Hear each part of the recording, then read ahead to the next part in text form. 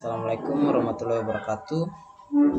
Hello guys, my name is Samsul Amadei. You can call me Samsul with name 20650027. Oke, di sini saya akan menjelaskan dari konsep dasar sistem informasi.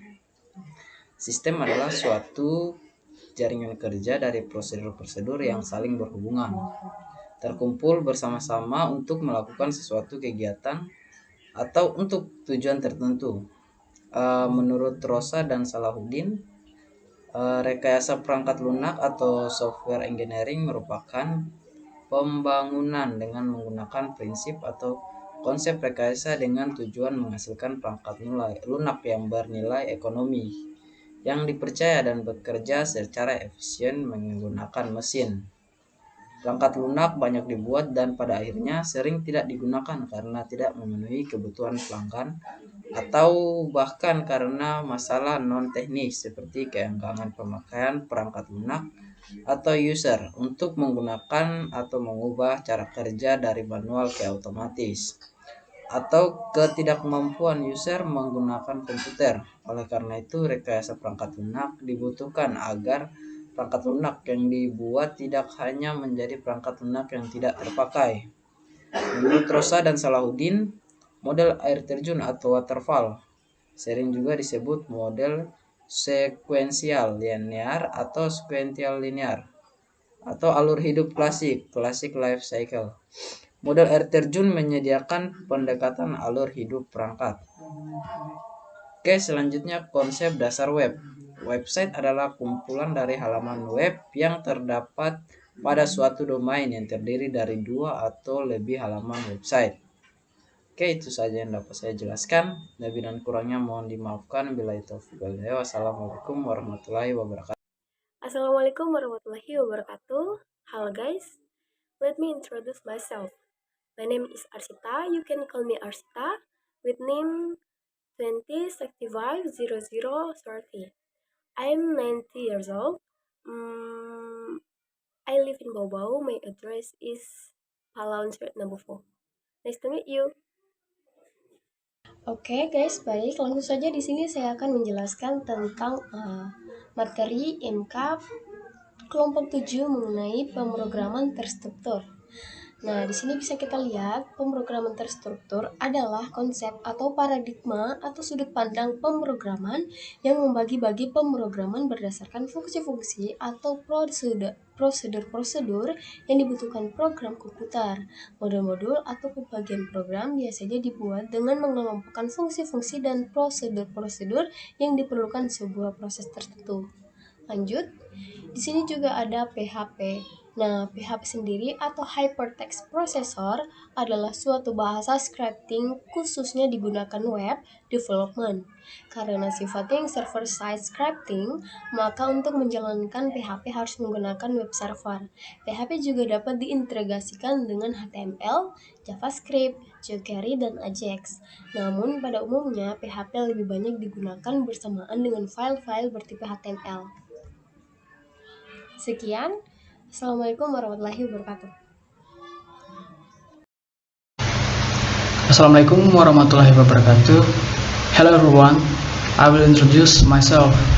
My name is Ikrar Aprianto and my number student is 20650028 and I'm from class A.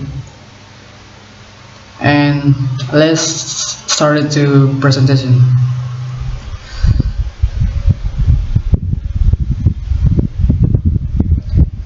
Oke, jadi saya akan jelaskan apa itu HTML. Jadi HTML adalah Hypertext Markup Language. Ini adalah bahasa standar pemrograman untuk website. Jadi ketika kita membuat website, kita membutuhkan yang namanya HTML. HTML ini pada dasarnya adalah sebuah kerangka pada web. Jadi di HTML ini hanya dalam bentuk-bentuk kerangkanya saja. Misalkan seperti di sini untuk mengatur tampilan dari web dan isinya membuat tabel dalam halaman web. Namun di antara dari sini itu hanya dalam masih bentuk kerangkanya saja, belum ada warnanya, coloringnya, stylenya, paddingnya, marginnya, dan lain sebagainya. Selanjutnya kita masuk di CSS. Nah, CSS sendiri ini adalah Cascade Style Sheet. Dan kalau soal kita ngomongin tentang CSS itu berkesinambungan dengan HTML.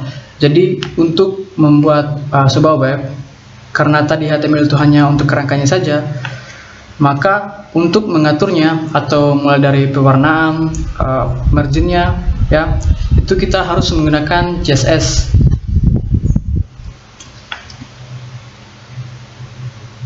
Oke, mungkin itu saja. Sekian dan terima kasih.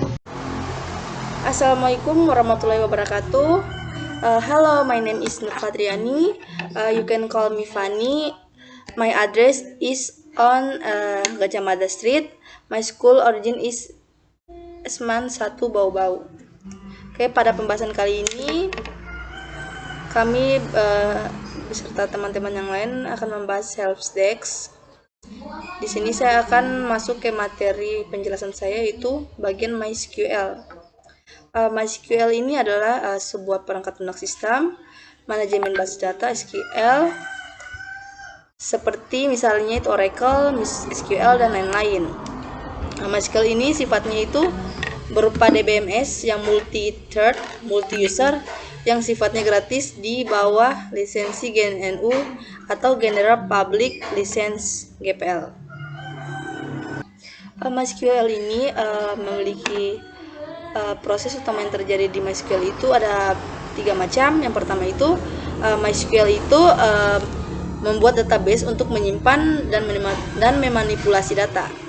Kemudian klien dapat membuat permintaan dengan mengetikkan pernyataan SQL tertentu di MySQL. Kemudian aplikasi server akan merespon dengan informasi yang diminta dan itu akan muncul di sisi klien. SQL itu memiliki kelebihan dan kekurangan. Kelebihan SQL itu mudah digunakan. Kemudian dukungan tersedia kapanpun. Kemudian ada open source. Kemudian harganya terjangkau, standar industri. Kemudian SQL itu memiliki kekurangan. Kekurangannya itu masalah stabilitas, kemudian penskalaan kinerja yang kurang atau relatif buruk, kemudian pembangunan yang tidak digerakkan oleh masyarakat dan karenanya terlambat. Kemudian fungsinya bergantung pada add-ons. Mungkin itu saja penjelasan dari saya, lebih dan kurangnya mohon dimaafkan. Saya tutup dengan ucapan billahi taufiq wal hidayah. Wassalamualaikum warahmatullahi wabarakatuh.